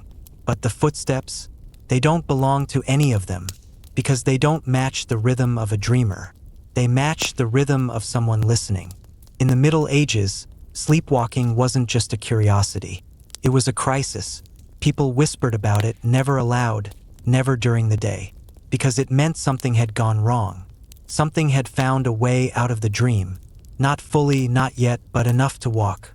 Enough to test the edges, to see what it could touch. You rise quietly. The room is cold, your breath already fogging in the air. The door creaks slightly as you open it, and the hallway beyond greets you with a strange stillness. Too still, like even the walls are holding their breath. At the far end of the hall, a shape. The girl, walking slowly, barefoot, night dress dragging behind her like a soft ghost. You follow, not because you want to, because you have to, because if she steps beyond the yard, and no one calls her name, she may not find her way back. Or worse, she might bring something else with her. In the villages, they had rules for sleepwalkers. Never wake them by touch. Never block their path. Never speak your own name around them. And always, always carry salt. You carry a pouch now. You didn't used to, but ever since the night the dog barked at the empty corner for 3 hours straight, you've learned to prepare. She steps into the yard. The moon casts her shadow long and thin behind her. And here's the strange thing. The shadow doesn't match. It moves too slowly, delayed, like it's thinking. She pauses near the well, places a hand on the stones, whispers something you can't hear, then turns her face up, not toward the stars, but toward you. Her eyes are open and blank, not empty, not frightened, just cleared out, like a room swept for a visitor. You don't speak. Instead, you scatter a pinch of salt in a circle on the ground between you.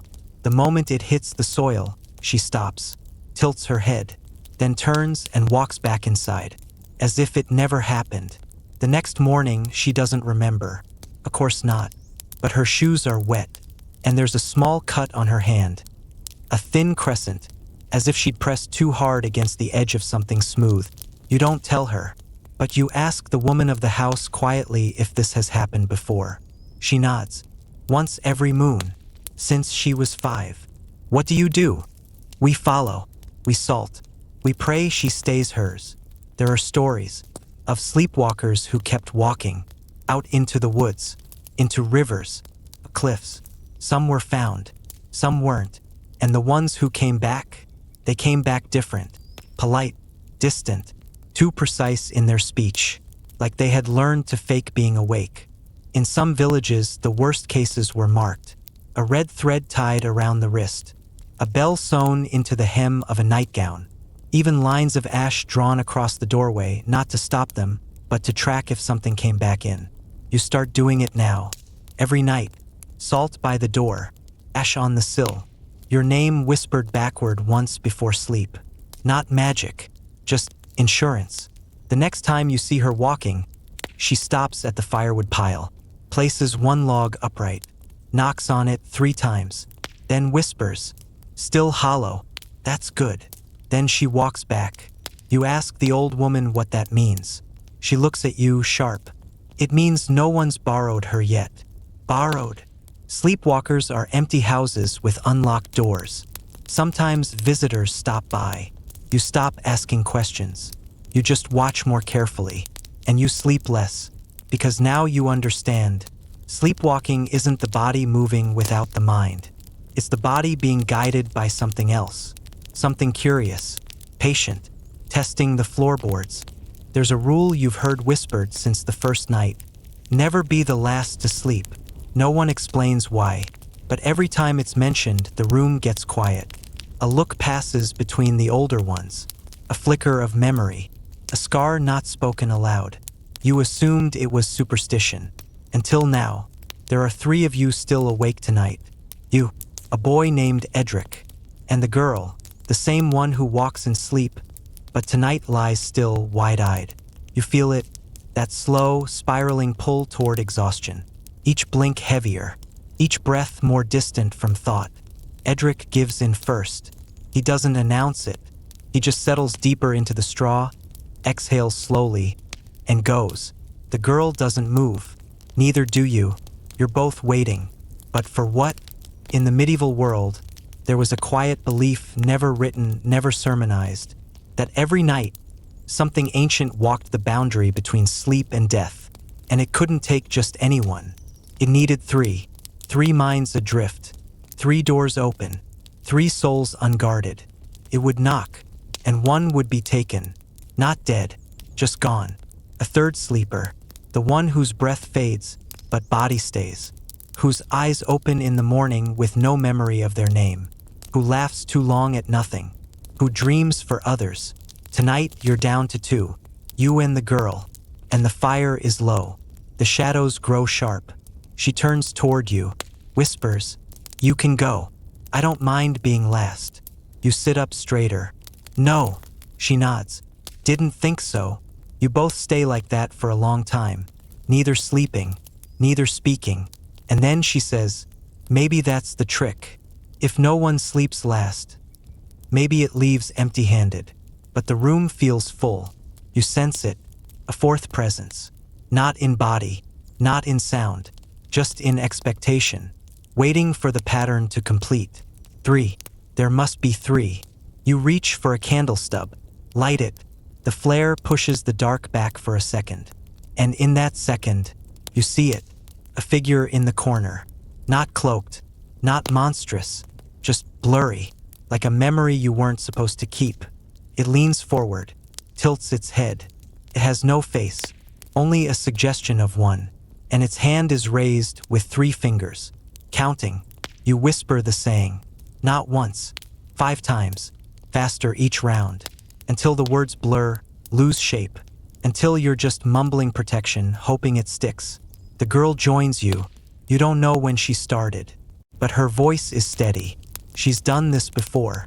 The figure retracts its hand, lowers it, and steps backward into the shadow. Gone. You don't sleep that night. Neither does she. And in the morning, Edric wakes up. Fine, untouched. But when he sees you both still awake, he goes pale. One of you stayed? You nod. He doesn't say thank you. He just looks away, because he knows what you risked. You ask the old woman about it that afternoon. About the 3rd sleeper. She nods. They never scream. That's the trouble. You don't know they're gone until days later. How can you tell? They forget who they were scared of and start fearing the wrong things. What do you mean? They flinch at sunlight. They whisper to their shadow. They sleep with their eyes open. You never let yourself be the last again. Even when you're tired, even when you're sure it's safe. You learn to sleep with someone else's breathing nearby, a rhythm to sync with, a beat to prove you're still in step with the waking world. Because now you know, it's not just who sleeps, it's when. And some nights, sleep is a game of musical chairs, and the last one standing is claimed. The road curves unexpectedly. You weren't planning to leave the village, but something called you, not in a voice, not even a feeling, just a soft, relentless pull. And there, behind a veil of thorn and moss, a chapel, crumbling, sunken, barely a shape anymore, no roof, one standing wall, a floor scattered with leaves and small bones. You almost pass it by, until you see the sign, carved into a slab of rotted wood, half buried beneath the earth, scratched in letters so old the language barely survives. No sleep beyond these stones. You step inside anyway. The air shifts. The wind doesn't blow in, it escapes. Like the place had been holding its breath, and now it's exhaling you. You're not the first. Old candles, a rusted cup, a piece of cloth tied to a beam that's long since fallen. Signs of those who came, and maybe never left. You sit, not out of comfort, out of need. Your legs feel strange, heavy, not with fatigue, with permission, as if the place wants you seated, but not asleep, never asleep. In the Middle Ages, some buildings weren't sanctified for the living. They were built as barriers, not between heaven and hell, but between dream and memory, places where the dead might gather, but where no one was allowed to rest. The old word for it was Iroin, not Latin, not Saxon, a borrowing from something older. It meant, here, dreams are not allowed to finish. You lie down, you shouldn't, but the ground feels aware, soft despite the stones, like it had been waiting for your shape. You close your eyes for just a moment, and then the singing begins. It's faint, disjointed, a harmony made of wrong notes and perfect silence between them. A song without words, and yet you know the chorus. It slips into you like water through a cracked jug, a melody your bones respond to, even as your heart begins to race. Because this isn't music for the living, it's a wake-up call for the dead. You try to rise, but the ground has learned your weight. It's holding you now, not with force, with familiarity, like a mother who knows exactly where the child will try to run. The singing grows louder. Now you can make out voices, but none sound human. They carry centuries in them, languages scraped from forgotten tongues, the echo of prayers that were never heard. Your eyes snap open, and standing in the apse or where the apse used to be is no one, just footprints, wet, leading toward you, but no one's there. Yet you feel it. You feel watched. You whisper the saying, but the words don't land. They slip through the air like smoke. No weight, no shape. You try again. Nothing. This place doesn't speak that language. Here you don't ask to be ignored. Here you must declare your intent to stay awake. You sit up with every ounce of will you've ever had. Your head pounds, your limbs scream, but you rise. And the music, it falters. One note drops, then another, then silence. The moment you stand, the weight lifts. The air grows cooler, lighter, and the footprints, gone. You step outside, and the world feels new. Not better, but yours again. You walk back to the village slowly, never looking behind you. Because in places like that, sometimes your shadow doesn't follow immediately. Sometimes it lingers, just long enough to hear the last note. The chapel collapses fully 2 weeks later. No storm, no quake, just disintegration. Stone by stone, dust to dust. By morning, nothing remains but earth and moss. And you know what that means. It let you leave. But not because you were strong, because someone else stayed. You never sleep near ruins again. And when someone mentions old hymns echoing in the woods, you change the subject, because you know now, some music isn't written, it's remembered, and the only thing worse than dreaming it is singing it back. It begins with a baby who won't sleep, 3 nights old, red-faced, screaming, not like a child in pain, but like something being chased. You hear it through the walls. Not just the cries, those are normal, but the rhythm, a stuttering gasp, panic, like breath trying to outrun something inside. The mother is hollow-eyed. The father paces, always with a lit taper. The midwife doesn't come anymore, not since she saw the cradle rocking by itself. And the child? The child doesn't blink. In the medieval world, people believed dreams began before birth. Not like ours, not abstract flickers of thought, but journeys, traversals. Wombs were passageways, they said, places between. And sometimes things clung to the child on its way through. Not spirits, not demons, just memories with nowhere else to go. Some called them cradle guests. Not malicious, not kind, just present. And very, very awake. You're asked to help. Not because you're an expert, because you're the only one in the village who stayed untouched by sleep stranger rules lately. That's not quite true, but it's enough for them. You step into the cottage. The air is thick, not with smoke, with urgency. Even the shadows feel taut, like threads pulled tight across the beams. The baby lies in a carved cradle, eyes open, chest rising too fast. The father looks at you like you're a candle in a storm. She hasn't closed her eyes since she arrived. You kneel beside the cradle, and the moment you do, the crying stops. She looks at you, really looks, like recognition, but not of your face, of your shape, your outline, your way of taking up space in the world. She blinks once, then opens her mouth, not to cry, to breathe, a deep, shuddering inhale, and then a sound comes out, not a word, not even a wail, just a tone, low, vibrating, and familiar. You heard it once before, in the chapel. You stand abruptly, the parents flinch. You turn to them. What was sung to her in the womb? The mother stares blankly. The father answers, nothing. No lullabies?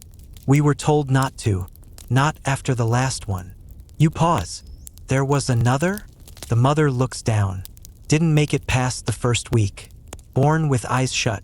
Never opened them. Always smiling. You feel it then. Pattern. Not coincidence. Not grief. A haunting in reverse. You ask for thread. A bowl of water. A pinch of crushed rosemary. They don't question you, because everyone here knows. When the rules of sleep are broken, you try everything. You string the thread across the doorway. Not to trap, to measure. If anything crosses it during the night, it will break.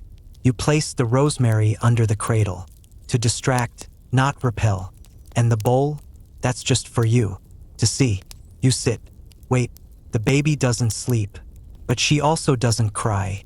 She just watches the ceiling, as if something's up there, something only she remembers. And then, near midnight, the thread snaps, not from wind, not from movement, a phrase, like it dissolved. The water in the bowl ripples. You lean closer, and see not your face, but two, yours, and another, looking over your shoulder, smiling, faint, toothless, patient. You whisper the saying. This time it sticks.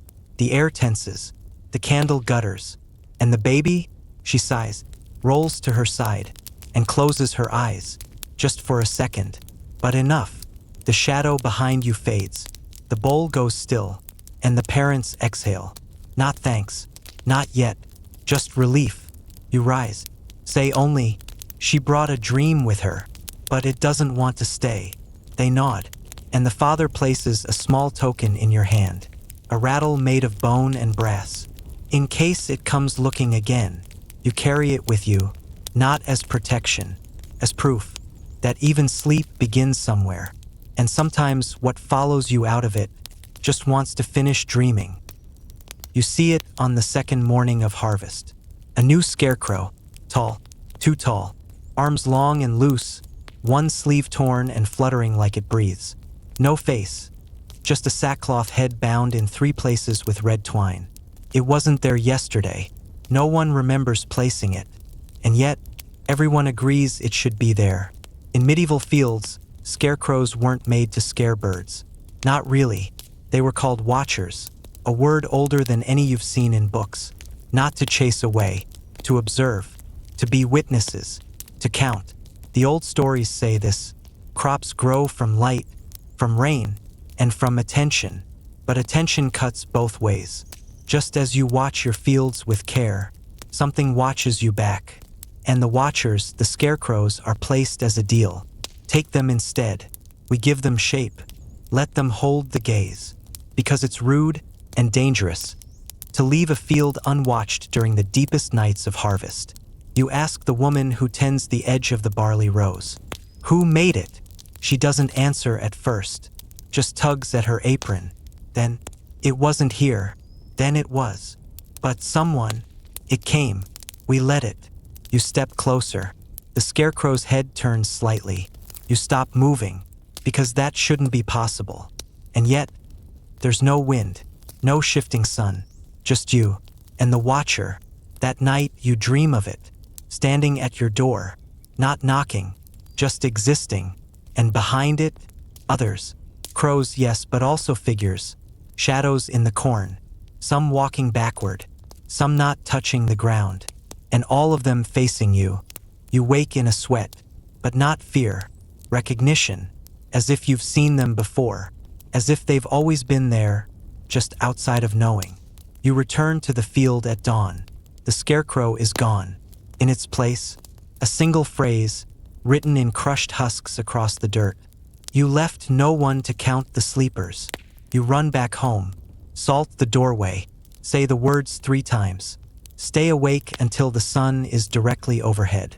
Because now you understand, the watchers are not for them. They're for us, to take the attention, to bear the weight of all that noticing. And when we forget them, they forget why they were watching in the first place. Some say the scarecrows walk because they're lonely. Others say they walk because we stopped offering dreams to keep them still. You don't care which is true. You only care that now, each time you pass the field, you say hello, softly, respectfully, and never when the sun is low, because their eyes, stitched or not, still follow. The path to her house is nearly gone, swallowed by weeds, hugged by briars, half forgotten, like a dream you're not sure was yours. She lives alone, always has. They call her the lantern, though no one remembers why. Only that her window is always lit, even on new moons, even in snow, even now. You knock gently. The door creaks open before your hand lands a second time. Inside, it smells of candle wax, dried lavender, and metal. The woman is thin, sharp, built of bones that forgot how to bend. Her hair is white, but her eyes? Bright, too bright. "Don't sit," she says. "If you sit, you'll start to drift, and then I'll have to salt the floor again." You remain standing. "They said you haven't slept in 30 years. She shrugs. "Closer to 34. But yes, not once." "How?" She gestures to the walls, covered top to bottom with strings, each one tied to a bell, a shell, a shard of mirror, a tooth. "If they move, I wake." "But you're not asleep." "Exactly. In the medieval world, the sleepless weren't always cursed. Sometimes they were chosen, pointed like a night watch, or grown, twisted inward by a life too full of sights. Not insomnia, resistance. To lie still and silent for years and not yield, not even once. It was seen as a kind of sainthood, or sacrifice. You glance at one of the strings. It trembles. She follows your gaze. That one twitches every hour, like breathing. It's not a threat. "What is?" She points to a lump beneath a glass bowl, covered in wax seals and what looks like chicken scratch. "That one hasn't moved in 10 years. If it does, the valley empties. You don't ask what's under it.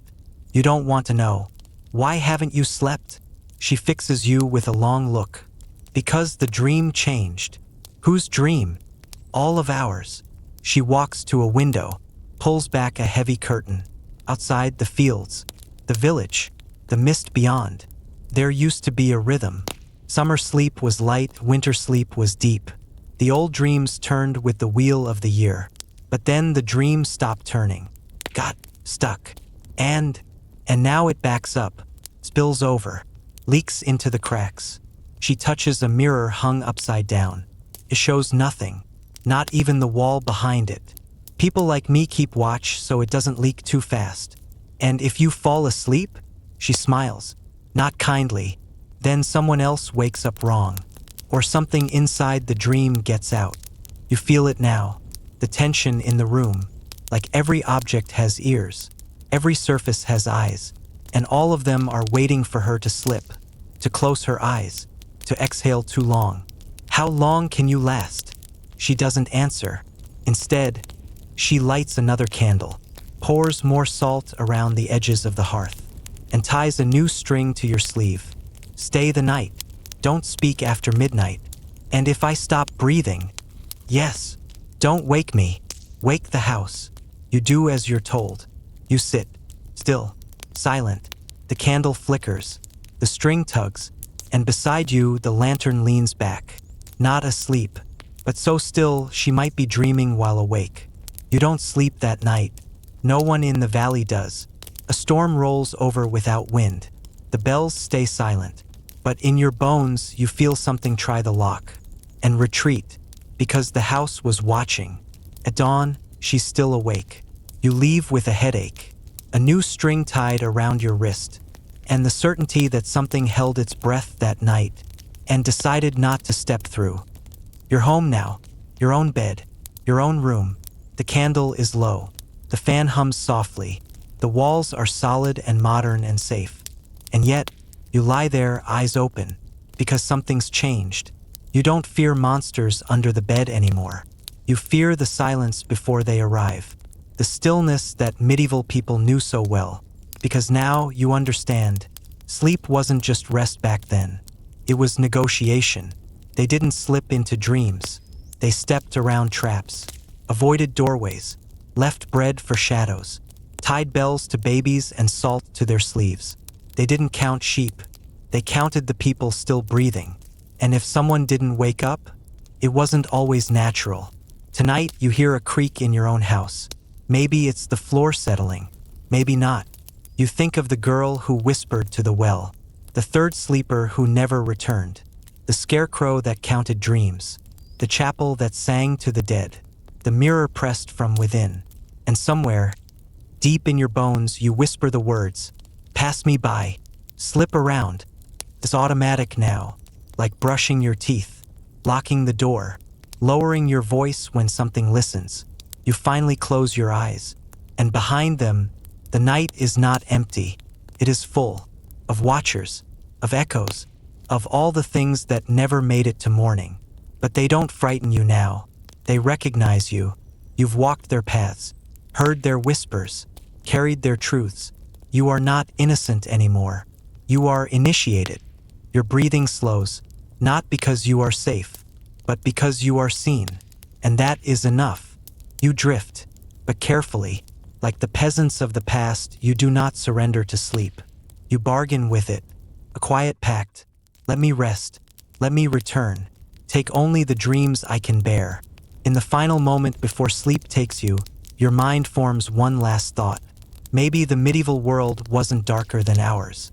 Maybe it just listened harder. And maybe, in the spaces between night sounds, the creaks, the rats, the whispers, something else listened back, and chose to leave you alone, this time. So now, dim the lights, turn on your fan, wrap the blanket tight. You've earned the sleep.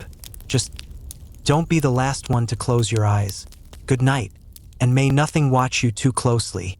End of script. Sweet dreams.